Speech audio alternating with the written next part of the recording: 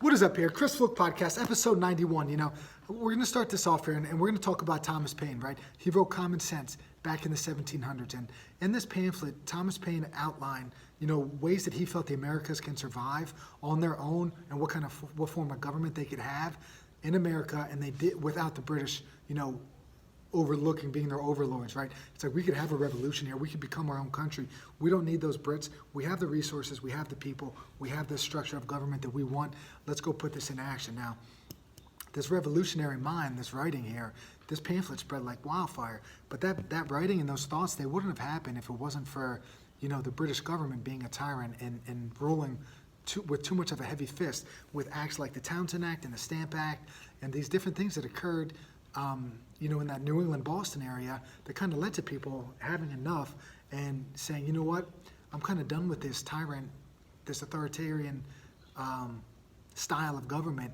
It's time for us to speak up and act out, right? So, the revolutionaries aren't these unique things that are like once in a lifetime. Those revolutionaries are put in that situation based off what happened previously.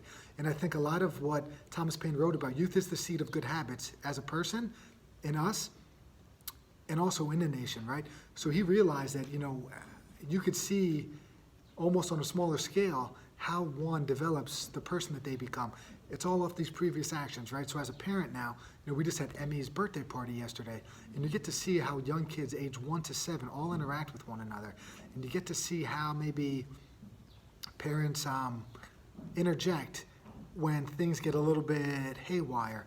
And Malcolm Gladwell talks about in his book, David and Goliath, which is a great book, the inverted U, right? So if you look at an upside down U, things start to go up and things are getting better. And then they start to level off a little bit. And at this leveling off point, eventually there's a precipitous drop, right, where things go downward in that downward spiral. So you have to kind of stop. That downward spiral, by the way, is the revolution, right? It's when the people stop listening to you. It's when the players stop listening to you. It's when your kids stop listening to you. It's when a country decides we're going to overthrow the government, right? Those actions that happened previously before the drop, that's what leads to that drop, right? So as a parent here, we could either interject and be a tyrant and keep stepping in, be that authoritative figure, and then the kid doesn't learn how to navigate situations. He always thinks that authority figure is going to step in, right? But then what happens when that kid stops looking for that authority figure and he starts making decisions on his own? He wasn't able to learn and navigate these situations as an individual, that he's going to struggle later in life trying to handle those situations, okay? So as a parent, as a coach, right, we got to remember that upside down U, that inverted U. In order for us to stay legitimate person of knowledge, of discipline, whatever it may be, is we have to kind of flirt with that line there. We don't want it to tip, so to speak, and fall into that terrible negative territory and have the downward spiral. So while we talk about this type of stuff, right, I took a look at the kids, right, and then I started thinking about some of these other conversations I had with Marisa about whether or not once the ball's rolling, are we able to kind of self-correct and fix that stuff? Or, like some people believe, man, once that die's cast, it is what it is. You look at what happens in, say, what's going on in the Ukraine right now with this conflict. All of these things occurred, and now is it inevitable that there's going to be a world war, or could somebody interject and kind of squash that, right? It's like if your kid is on a downward spiral, are you going to be able to interject? Is somebody going to be able to interject and put a stop to it? Is there an authoritative figure that can do that? Or did those figures lose all their legitimacy and what's going on is just going to happen? There's nothing we could do about it and just ride it out. I want to believe that people can change who they are, and they could always kind of make a change for the better, right? I think about reading Malcolm X's autobiography. He went to jail for a year. He almost went blind by all the reading he went. Is that a rumor? Who knows, right? But he read day and night, man, and he came out of there, and then he ended up giving talking, deals with universities like Harvard and all this other stuff. I don't even think he definitely dropped out, right? I don't even know how many years of high school he did, if he did any. But this was a man that self-educated himself, and he came out of there a better person for it, all right? So we all have these decisions that we can make. There's a great book called The Other Westmore, right? There's 2 Westmores in the same town, right? One of them goes on to become a Rhodes Scholar or Oxford. I don't remember where he went, but he became very smart and academic that ended up writing this book, right? The other Westmore ends up in prison, right? 25 to life. So it's not to say that other Westmore can't take the Malcolm X route and educate himself and come out a better man. But all of the situations that led previously that happened in those two guys' lives in the same city, same upbringing, almost the same age, I think, right? They got to that fork in the road. One went one way and the other one went the other way. And I think with kids, they're always going to reach that fork at some point, right? And I always thought when I was coaching high school football that it was that sophomore to junior year that these kids started to get influenced a lot more by their peers. They started to get that, like, I know what I'm talking about thing going on, and I don't have to listen to you anymore. So it's on us as a coach or as a parent to, like, not lose them, right? Not have that downward spiral. We still have to be there. You know, we have to work with them in a way that they're going to kind of still look to us for guidance if they need it. And I think the best way to do that is to kind of build capital with all these kids, right? Or to build capital with anybody that you deal with. You know, you got to show them the respect. You don't want to be a tyrant. You don't want to be telling them what they're doing wrong all the time, because eventually they're not going to want to hear it. And, you know, I think about building capital even in your day-to-day lives as humans. Like, we'll go frequent a bunch of restaurants. You know, we'll go in there, we'll say hello. Emmy's in there, and of course, Emmy's a hit. She probably makes me talk to people more just because people ask about her, see how she's doing. And at the end of the day, it's like we get into a situation where, hey, we got to run around and go to the bathroom somewhere. It's like, I know that I could go to this restaurant because Emmy and I were in there before. I go in there and I say hello to somebody. And if I say, hey, my daughter has to use the bathroom, is it okay? Like, I know that there's not a problem there, right? We've been there enough. We talk to the people enough. You know, you talk to the parents, you talk to the kids, you know, you talk to people in the community, and you just try to build some capital with people where it's like if they ever need something, they know they could come to me. And if I ever need something, I can maybe go to them and ask for it, right? And I think that's what needs to occur when we are a parent. And, you know, building capital is not being a tyrant, not being an authoritative figure. You know, building capital is just trying to understand where they are and to try to give them, you know, the best available options that they could accomplish, like where they are in that moment, okay? You're not going to be able to go to zero to 100 in a second, right? We got to gradually work our way up there, and I think that happens too as we work with people, right? And we just got to know that all these things that happen young, and I know I don't want to, you know, just repeat the same stuff, but there's no such thing as a free lunch, you know? When I look at Emmy and her friends and I see how they are when they're 1, 2, 3, 4 now, you know, I'm thinking I got a good idea on how they're going to be when they're 10, 20, 30, all right? Unless some of these things get corrected, right? You know, there's some studies that, you know, violent 4-year-olds that are male turn out to be violent 24-year-olds. And what gets them out of that violence is when they hit that age of like 28-ish where the brain's fully developed and they start being a different, you know, they start looking at things in a different way, right? So all these things matter. Youth is the seed of good habits. Parents, coaches, whatever it is, whoever you're working with, let's make sure at a young age that we're doing stuff the right way. Now, that being said, if we were talking about athletics here, I think it would be best if the best coaches coach the youngest teams, right? Because then you could kind of implant these great habits at a young age that they're going to want to play. You know, I was just talking to my friend yesterday, and he said his kid, who at the time was probably 5, went to wrestling at a school in New Jersey, and they put everybody in the same room, kindergarten to 6th grade, and they were teaching, you know, 5th and 6th grade level stuff.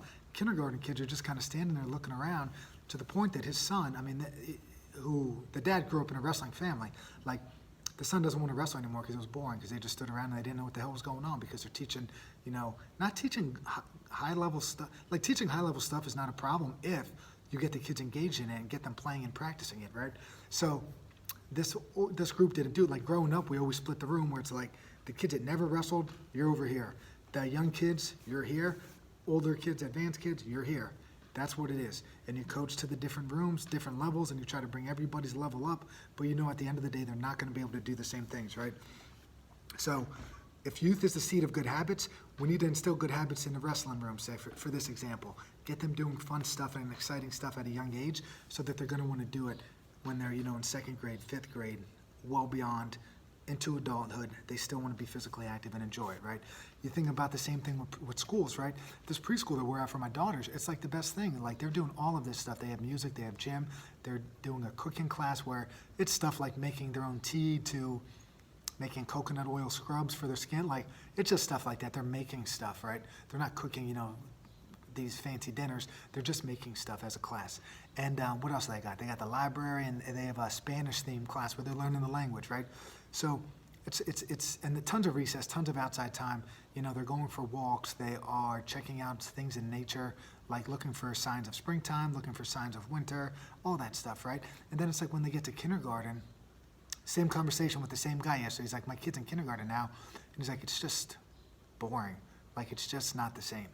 And it makes me realize that, there probably is a school problem at some point here, and I'm not one that's going to be studying education reform, or I should comment on it, but I'm like, if all these things are great for the preschools, it's like, we're probably going to continue that route with our daughter here, because we want her to be introduced to, the musics, the arts, the phys eds and all that stuff. She gets enough of the working out in here, right? She could go to school and explore some of these other things, and again, it's going back to the 1700s quote, man, youth is the seed of good habits, so we got to do that, right? Well, now we talked about creating good habits. Now we could talk about, in closing here, man, evaluations for 10-year-olds, 8-year-olds, 4-year-olds, 6-year-olds. I hear stuff about these club teams, right? And I'm thinking to myself, what the hell are you evaluating a 9-year-old girl for, or a 10-year-old boy for? It's like, what, have you seen who hit puberty first and they could run faster than everybody? It's like, this is totally pointless. Like, I don't understand. They're bringing in consultants, adults, or dads that are, evaluating for sports teams. I'm just like, what the hell do these people know? Whether it's a flag football league or a baseball team or a lacrosse team, all this stuff is going on now. This is what I'm hearing about. And I'm thinking to myself, what do these people know? It's like, what are we trying to do here? You want teams to, it's rationalized as like, we want teams to be even, right? But that doesn't happen. That never happens, right? Because the evaluators don't evaluate with that in their mind. I'm like, I just don't get the whole point of like these young ages to build, like Thomas Paine said, youth is a seed of good habits. If we want to build good habits in people, like, let's let them have fun at a young age. Let's teach them the fundamentals of the game. Let's not overemphasize winning. Let's not have drafts. Let's not have evaluations where there's an adult figure standing there with a clipboard looking at you or like timing your 40. Everybody knows who the fastest kid is. Everybody knows, who's the most agile kid. Like, you don't have to do it. You don't have to have an organized thing. Now, unless somebody's making some money, then of course the motivation for it changes. Where the only color that seems to motivate is that green, those greenbacks, if you catch my drift. But anyway, evaluation for 10-year-olds, 12-year-olds, whatever it is, like, what are we looking at here? We're looking at who hit puberty first, who's the tallest, all that crap, right? Wonder if you're the late bloomer. Does that matter? No. Are you going to get the coaching? Malcolm Gladwell broke it out in Outliers. It's like, the more mature kids get the better coaching, because if you're 9 years old and 11 months, and you go up against a 9-year-old that's 1 month old, 9 years and 1 month, having that 10 extra months at that age is going to show for the most part, right? So the more physically mature kids will get on the better teams with the better coaches and all that stuff, right? That's what Gladwell outlined in Outliers. Is that always true? No, but it does show up in hockey, and it does show up in baseball when you look at the birth years of some of these kids, right? So that's a problem. Those late bloomers, what about them, man? It's like nobody seems to care. It's like, if you don't hit puberty by 12, sorry, you can't play on our team at our level, right? So I think that's stupid, and I think it's poor. And it's just setting kids up to like not want to play sports, really. It's like, yeah, the kids that are the greatest and the fastest are, but then, the kids that are kind of left off to the side there because they're the slowest or not picked at all really in a draft or this or that. It's like, you just want to discourage a whole population of kids, then keep evaluating little kids and telling them what they're good at and what they're poor at and all that crap. We should be building kids up and want them to play sports, and not put an overemphasis on wins and losses, and actually teach the techniques that are going to win at an older age, right? If you're worried about winning, nobody gives a shit if you're the best 10-year-old, if your team is the best at 10, right? We want those teams to be good at 17 and 18 years of age. We want those kids to go into college and maybe be successful athletes there. And if they're not, who cares? Then we want them to live a healthy life where they're exercising and all that. So I get annoyed by that. I don't understand that whole idea. There's too many games. There's too much evaluation. And I think the evaluators are always questionable too. It's like, what do you really like? What do you really know? And what are you really looking for? Are you doing these evaluations because you're a coach and you're going to pick your team and you want to have the best team? Because that best serves you. It doesn't best serve the organization. It doesn't best serve the kid. You got to look at the big picture here and kind of just eliminate your ego, I guess, which is nearly impossible in the world of athletics, whether it's coaching football, whether it's, I see it in the equestrian world where, Marisa has the horses, man, there's ego everywhere. If there's coaching involved, if there's athletics involved, if there's competition involved, the ego doesn't seem to be short, all right? It's out there and it's everywhere. So, like we talked about here, man, I'm about to wrap this thing up before I start saying stupid things, not so kind things. So this is what we got, man. We're trying to build capital with the kids that we coach, right? We want to continue to be a source of legitimate power and discipline, right? Not power where you're going to overpower them, just be somebody that they could go to for advice. We have to remember the inverted U, the upside down U. We could help so much We could teach and instruct so much, but eventually we might lose them. And at that point, are we going to be able to pull them out? That's the challenge, right? You hear about the coaches losing the locker room. It happens at the pro levels. It happens at the youth levels. Let's not get to that point. There's coaches out there right now that are literally ruining sports in small towns because they have a 10-year-old travel coach that kids are quitting the sport from, all right? Why are they quitting the sport? Because that dude loses them, right? He doesn't understand that power of legitimacy or illegitimacy, whatever you want to call it. You know, he lost them. Nobody looks at him as a source. He's a tyrant. I'm going to quit and not play that sport anymore. Congratulations. Now you barely have enough team at the high school. Now you barely have enough kids on the high school level to play. We're fighting a losing battle here. We need to overturn it. What else do we talk about? That fork in the road, okay? Remember, man, we always got to nudge our kids. We got to influence our kids to make the right decisions, but eventually we're going to have to turn them loose, and they're going to have to make the right decision on their own, all right? And then lastly, man, we're all capable of doing good things, and we're all capable of doing bad things, and we need to remember that, right? We need to choose to always kind of do the right thing, all right? I hope you guys have a great day. Peace, everybody.